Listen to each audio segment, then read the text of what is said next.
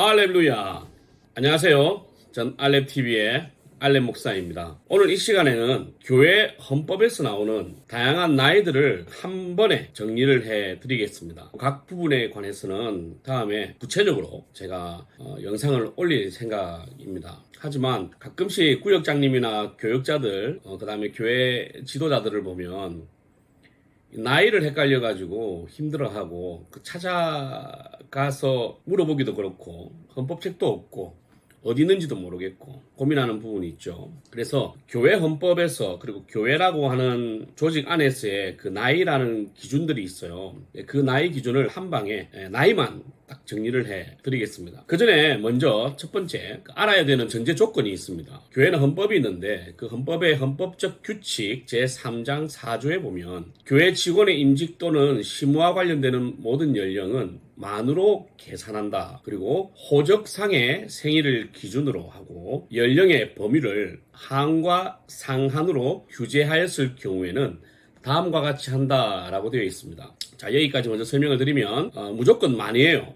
성경이나 헌법에 기록되어 있는 나이를 계산할 때는 만입니다. 생일을 기준으로 하는 거예요. 생일을 기준으로 하는데 우리가 이 생일을 기점으로 이야기를 하는 건지 생일 앞에까지를 이야기하는지를 우리가 규정을 할 수 있잖아요.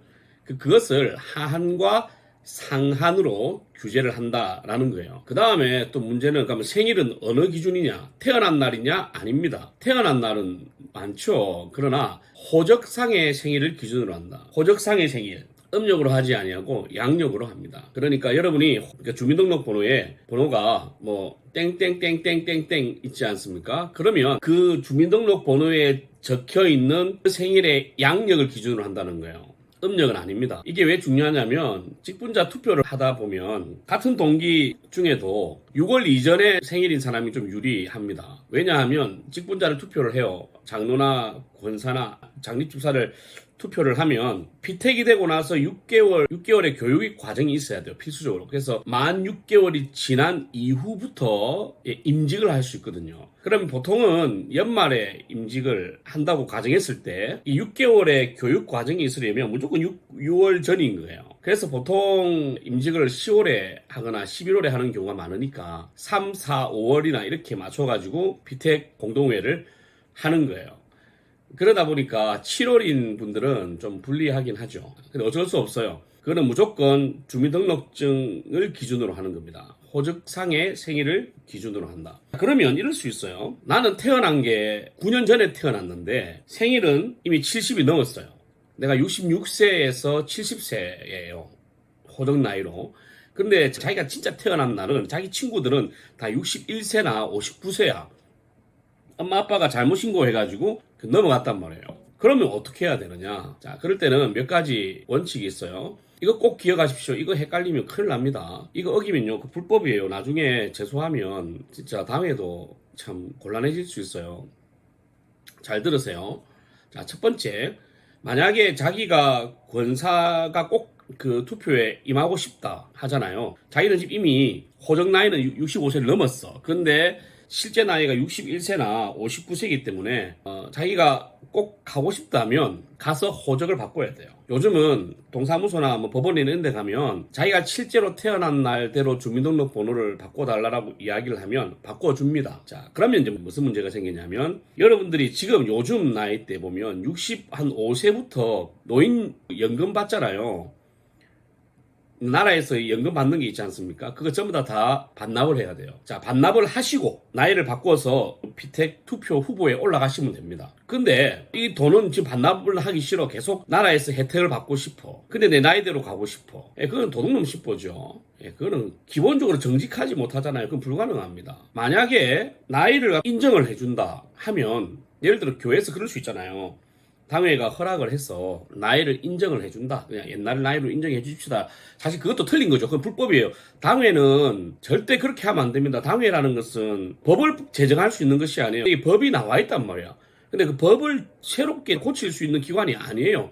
법에 순종해야 되는 기관이고, 당회가 이제 선택하고 할 수 있는 범주는 법 안에서의 범주인 거지 법을 초월해버리면 안 돼요. 그죠? 만약에 그렇게 인정을 해줘서 당회가 실수라도 그렇게 결정을 했다면 이분은 반드시 사회적으로 그 돈을 다 양심적으로라도 반납을 하셔야 됩니다.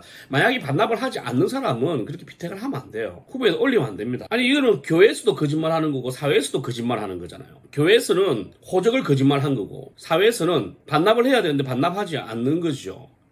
그러니까 교회에서는 59세에 시민으로서 누리는 것이고 사회에서는 70세로 혜택을 다 받고 누리는 것이니까 이거는 양쪽 다 거짓말하는 아주 질이 나쁜 것이에요. 그래서 기준을 정했단 말이죠. 기준을. 그게 뭐냐면 호적상의 생일을 기준이다. 그리고 만이다. 모든 것을 만으로 한다. 이 기준을 두고 적은 나이부터 가겠습니다. 첫 번째, 유아세례. 유아세례는 만 2세, 24개월 생일을 기점으로 24개월 이하, 그러니까 그 생일까지 유아 세례를 받아야 돼요. 만약에 만 2년을 지나서 그 생일 하루가 지나면 유아 세례를 줄 수가 없어요. 그 다음부터는 만 14세를 기다려야 됩니다. 유아 세례는 만 2세. 그 다음에 학습 세례 입교 문답자는 만 14세 이상이어야 됩니다. 친구라고 해도 학습 문답과 세례 문답이 4월인데 생일이 5월이거나 생일이 8월이면 4월 이전에 친구는 문답을 할 수 있지만 8월에 친구는 문답을 할 수가 없어요. 친구라고 할지라도. 만 14세 이상이 되어야 됩니다. 그 다음에 전도사, 여자 전도사님들 있죠. 전도사는 만 25세 이상 65세 이하입니다. 그래서 신학교를 갔다고 해서 전도사가 되는 게 아니에요. 교육 전도사도 만 25세가 넘어야 됩니다. 그러니까 적어도 남자 같은 경우는 군대를 다녀와야 가능하겠죠. 전도사 사역을 할 수 있습니다. 그래서 전도사는 만 25세 이상, 만 65세 미만이라는 거죠. 그 다음 서리집사예요. 서리집사는 만 25세 이상 70세 미만입니다. 그러니까 69세까지인 거죠. 69세까지 임명을 할 수 있어요. 근데 보통 교회는 만 65세로 보통 서리집사를 생각하는데 그렇지 않습니다. 서리집사만 만 70세 미만이에요. 69세까지 임명을 해서 1년간이라도 봉사할 수 있게 할 수 있다는 거예요. 자, 장로는 만 40세 이상 65세 이하입니다. 그리고 권사는 만 45세 이상 65세 이하. 피택할 수 있는, 피택 후보로 올라갈 수 있는 나이를 이야기하는 거예요. 그리고 모든 직원의 시무정년은 만 70세입니다. 만 70세라는 것이 뭐냐면 이 시무정년이에요. 그러니까 만 70세가 되는 그 해 생일이 있는 그 해 12월 31일까지가 정년이에요. 예를 들어 내가 1월생이에요. 그러면 만 70세 되는 해 1월이 되면 만 70세가 됐지만 그 해 마지막 12월 31일까지가 저의 정년이라는 것이죠. 이해되시죠? 자, 그럼 빨리 정리해 보겠습니다. 만으로 계산한다. 호적상 생일이다. 이거는 무조건 지켜야 된다. 자, 유아세례는 만 2세. 학습세례 입교 문답은 만 14세. 전도사는 만 25세 이상 65세 이하. 서리집사는 만 25세 이상 70세 미만. 장로는 만 40세 이상 65세 이하. 권사는 만 45세 이상 65세 이하. 은퇴 간 그리고 모든 직원의 시무정년은 만 70세 그 생일이 있는 그 해 마지막 12월 31일까지가 합법적인 시무정년이다. 예, 이걸 꼭 기억하셔서 나이를 정리해 놓았으니까 헷갈리지 마시고 특히 구역장님들 신방하시거나 교역자들이 지도하실 때 참고하시면 좋겠습니다. 알렐루야!